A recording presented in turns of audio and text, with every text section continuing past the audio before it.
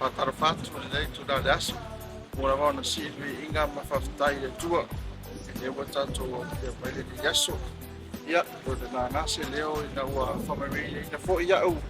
I le LUSI challenge ia o le aso mulmuli fo i lea po le mulmuli fo i lea o le whamomoe ia leo o maro e 5 sinau tāna. Whawhtai fo i le komiti o lea tauwanga wa fo i se lea manoa le lei e mātou tamwhai fo i a tausasoi ku maraloina.